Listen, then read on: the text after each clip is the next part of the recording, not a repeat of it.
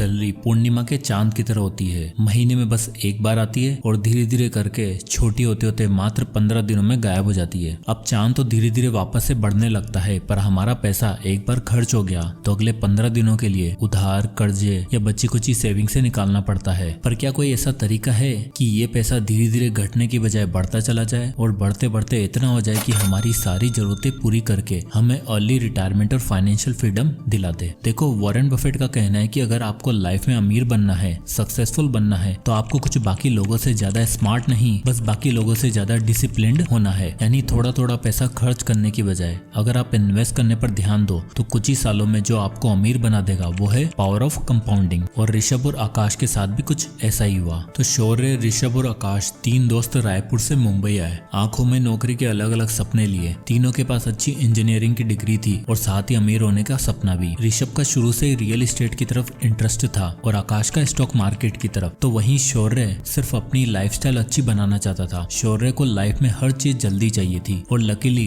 तीनों में सबसे पहले नौकरी लगी भी तो शौर्य की। महीने की 30,000 तनख्वाह पे मुंबई में शौर्य ने सारे सपने पूरे करने का डिसीजन बना लिया। मुंबई का पार्टी कल्चर, लिविंग एक्सपेंसेस, खाना पीना और अलग अलग डेस्टिनेशन शौर्य को भी भाग गए और वो हर महीने ये सारी चीजें जरूर एक्सप्लोर करता। 23 साल का शौर्य अब ज्यादा समझदार और इंडिपेंडेंट हो चुका था। उसे फैमिली तो चलानी नहीं थी, बस अपना करियर बनाना था। इसलिए उसने ऋषभ और आकाश से अलग रहने का डिसीजन लिया, जहां उसके बाकी ऑफिस कलीग भी रहते थे। आए तो तीनों साथ थे, पर शौर्य अब अपने ऑफिस के पास वाली सोसाइटी में एक अपार्टमेंट में रहने लग गया था, जहां का रेंट था 10 से 12 हजार रुपए और ये जगह उसके ऑफिस से नजदीक भी थी। वहीं आकाश और ऋषभ ओल्ड पनवेल में रहते थे, जहां रेंट और प्रॉपर्टीज काफी सस्ते और अपॉर्चुनिटी ज्यादा। अब ऋषभ को शुरू से रियल एस्टेट में इंटरेस्ट था और जब वो पनवेल शिफ्ट हुआ तो शुरू के 3-4 महीने उसके पास नौकरी नहीं थी। वो अपने पिताजी से पैसे मंगवाकर अपना खर्चा चलाता। अब ऋषभ सिर्फ नौकरी नहीं ढूंढ रहा था, वो पनवेल में और नवी मुंबई में रियल एस्टेट प्रॉपर्टी पर स्टडी कर रहा था। 2009 में 23 साल का ऋषभ 10 रुपए की चाय और वड़ा पाव पर गुजारा करके इतनी इन्फॉर्मेशन हासिल कर चुका था कि बस उसे एक बड़ी न्यूज और एक बड़े अमाउंट की जरूरत थी। ऋषभ को पता चला कि नई मुंबई अगले 10-15 सालों में खूब डेवलप होने वाली है। यहाँ मेट्रो आने वाली है और ये ओल्ड पनवेल भी नवी मुंबई के डेवलपिंग हिस्सों में आने वाला है। तो ऋषभ ने एक रियल एस्टेट कंपनी में नौकरी पकड़ी, जहाँ उसकी तनख्वाह बहुत कम थी, मात्र 15,000 रुपए, पर इन्फॉर्मेशन का भंडार था। सडनली ऋषभ को पनवेल में एक ऐसी प्रॉपर्टी मिल गई जहाँ कंस्ट्रक्शन शुरू होने वाला था और वहाँ लैंड अलॉट हो रहे थे। ऋषभ ने अपने पापा को फोन करके 15 लाख रुपए इस प्रॉपर्टी में इन्वेस्ट करने के लिए कहा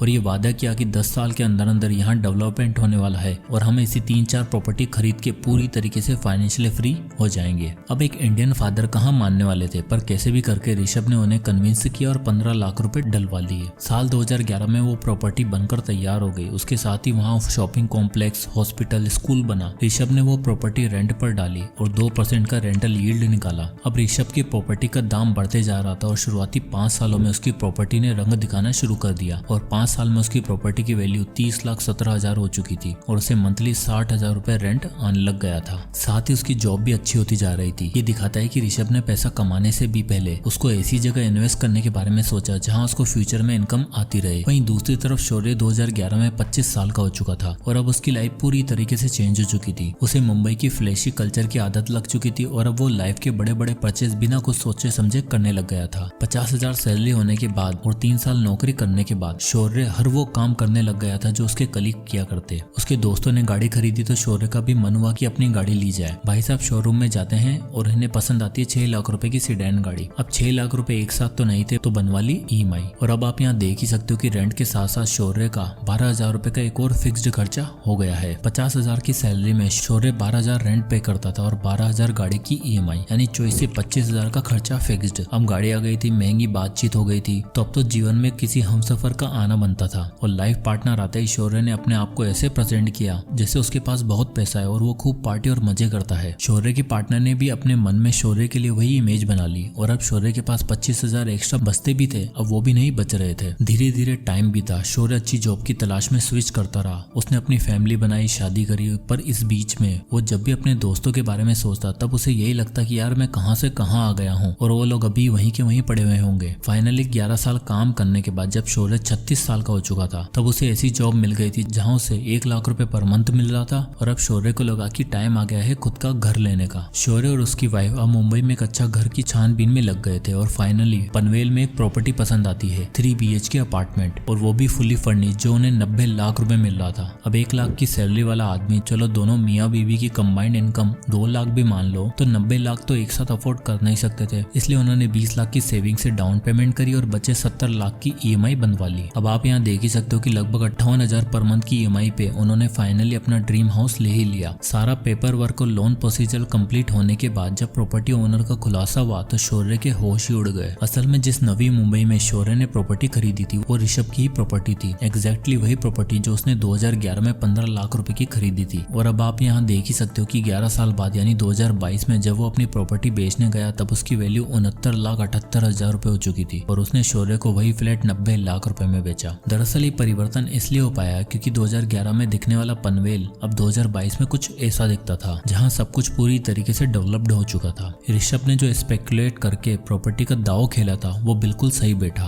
और अपनी नौकरी के साथ और कमाई हुई अर्निंग्स को वापस रियल एस्टेट में इन्वेस्ट करते करते अब उसके पास नवी मुंबई में 4 प्रॉपर्टीज थी, जिसमें से एक खरीदी शौर्य ने। तो जैसे ही शौर्य ने ऋषभ को देखा वो हैरान हो गया और ऋषभ ने उससे मिलने के बाद बताया कि भाई मैंने इन 13 सालों में 4 प्रॉपर्टी खरीद ली है। दरअसल मैं नवी मुंबई में तब इन्वेस्ट किया था जब वो डेवलप हो रही थी और रियल एस्टेट इकलौती ऐसी चीज है जो इन्फ्लेशन के दायरे में इतनी नहीं आती। उल्टा इन्फ्लेशन के साथ साथ रियल एस्टेट भी ग्रो होता है और साथ ही बढ़ती प्रॉपर्टी के रेट्स भी और आसपास होती डेवलपमेंट के साथ रेंट भी इंक्रीज हो जाते हैं, यानी पावर ऑफ कंपाउंडिंग के साथ पावर ऑफ रेंटिंग भी। 36 की एज में ऋषभ के पास इतना पैसा था कि वो आराम से रिटायर हो सकता था और उसका एसेट उसे पैसा कमाकर दे रहा था। वॉरेन बफेट कहते हैं, if you don't find a way to make money while you sleep you will be working till your last breath. और कुछ ऐसा ही हाल था शौर्य का। इन दोनों में बातचीत चली रही थी कि इतने में आकाश का जिक्र हुआ। शौर्य ने पूछा कि आकाश कहाँ है आजकल, नौकरी के लिए कहीं धक्के तो नहीं खा रहा? तो ऋषभ ने बताया, नहीं भाई, उसकी गेम तो एकदम अलग है। उसने 2 साल नॉर्मल जॉब करने के बाद दलाल स्ट्रीट में नौकरी करी और अब वो वहीं पर प्लेस्ड है। रुक, उसको भी बुलाता हूँ। आकाश का इंतजार करते हैं। शौर्य और ऋषभ दोनों एक होटल में बैठे हुए थे। तभी आकाश एक ट्रू जेंटलमैन सेंस में अपनी गाड़ी से उतरता है और दोनों से बड़े दिनों बाद मिलकर बहुत खुश होता है। आकाश का सिंपल वे ऑफ लिविंग देखकर शौर्य पूछता है कि भाई तुम्हारा क्या हाल है, लाइफ में कुछ हुआ कि नहीं, पैसा रुपया कमाया कि नहीं ढंग से? इस पर आकाश बड़ी ग्रेसफुली रिप्लाई करता है कि भाइयों बस अगले 5 सालों में रिटायर होने वाला हूँ। शौर्य मनी मन सोचता है कि एक साला रिटायर भी हो गया है और एक 5 साल बाद होने वाला है और मैं अकेला अगले 20 साल तक घर की EMI भरने के लिए काम करूंगा क्या? आउट ऑफ क्यूरियोसिटी शौर्य पूछ ही लेता है कि भाई 5 साल में कहीं लॉटरी तो नहीं लगने वाली? इस पर आकाश उन दोनों को अपनी लाइफ स्टोरी बताता है। कहता है कि मेरी कोई लॉटरी नहीं लगने वाली, बल्कि मैं सेविंग्स रूल और कंपाउंडिंग रूल की मदद से पैसा कमाया है और अब इतना हो चुका है कि बस 3-4 साल बाद रिटायर हो जाऊंगा। तो आकाश कंटिन्यू करते हुए बताता है कि हुआ यूं कि मेरी पहली नौकरी लगी एक ट्रेडिंग कंपनी में एज एन IT टेक्नीशियन। वहाँ मेरा काम तो अलग था पर मैंने स्टॉक मार्केट के कुछ दाव पेश सीखे और अपनी 25,000 की सैलरी में से कुछ पोर्शन सेव करके इन्वेस्ट करता रहा। इन्वेस्ट करने के लिए मैंने जिस सेविंग मेथड का यूज किया था वो था 50-30-20 रूल। मैंने 25,000 की सैलरी में से 50% हिस्सा अपनी नीड्स के लिए रखा, 30% वॉन्ट्स और एंटरटेनमेंट सोर्सेज के लिए और बाकी बचा 20% यानी 5,000 रुपए SIP के थ्रू इन्वेस्ट किया। आकाश ने बताया कि उसे सबसे पहले मार्केट के बारे में सीखना था और इन्वेस्टमेंट के लिए जो सबसे बेस्ट चीज थी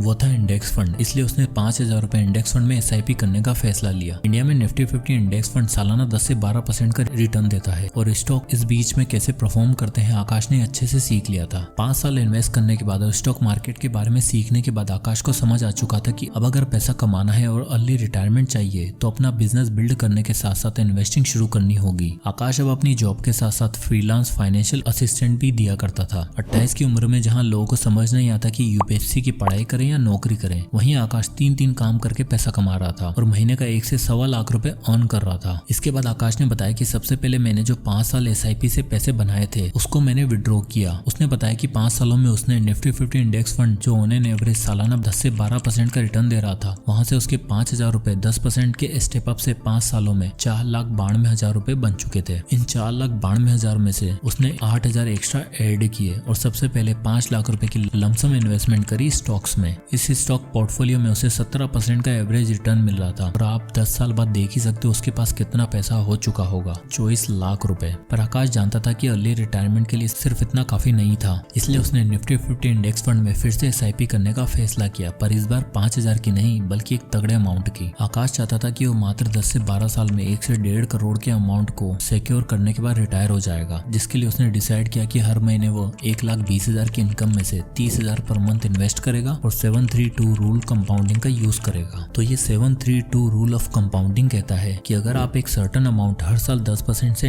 इंक्रीज करते हो तो पहले 7 साल में आपके पास 50 लाख रुपए होंगे, फिर अगले 50 लाख मात्र 3 सालों में बन जाएंगे और अगले 50 लाख के लिए सिर्फ 2 साल का और इंतजार करना होगा। आकाश ने वो सर्टेन अमाउंट डिसाइड किया 30,000 रुपए और कैलकुलेशन करी जो कुछ इस तरह आई। यानी आकाश की कैलकुलेशन बिल्कुल सही बैठ रही थी। आप देख ही सकते हो कि 7 साल में 50 लाख, फिर 10वें साल में 1 करोड़ और 12वें साल में 1.5 करोड़। प्लस में जब तक वो रिटायर होता तब तक उसके पास 25 लाख के स्टॉक भी तो था जिससे उसे डिविडेंड भी मिल रहा होगा। पर इस कैलकुलेशन में एक बहुत बड़ी दिक्कत थी। आकाश ने सोचा 1.5 करोड़ रुपए जो 12 साल बाद कैलकुलेशन में शो हो रहे हैं, क्या 12 साल में इन्फ्लेशन के बाद भी इनकी वैल्यू सेम ही रहेगी क्या? तब उसने इंडिया में चल रहे 6% एवरेज इन्फ्लेशन को भी एडजस्ट करा, जिसकी कैलकुलेशन कुछ इस तरह थी। आप यहाँ देख ही सकते हो इन्फ्लेशन एडजस्ट करने के बाद उन 1.5 करोड़ की एक्चुअल वैल्यू मात्र 71 लाख रुपए होगी। तो आकाश को ये समझ आ चुका था कि 30,000 रुपए से तो काम नहीं होने वाला है। उसे अपनी रिटायरमेंट के लिए 1 करोड़ की जरूरत थी जो 30,000 पर मंथ की SIP से अचीव नहीं होने वाला था। इसलिए उसने पहले दिन से 50,000 पर मंथ इन्वेस्ट किया और अब आप रिजल्ट देख ही सकते हो। 732 रूल ऑफ कंपाउंडिंग, उसका 1 करोड़ का टारगेट 12 साल में आराम से अचीव हो जाएगा, वो भी आफ्टर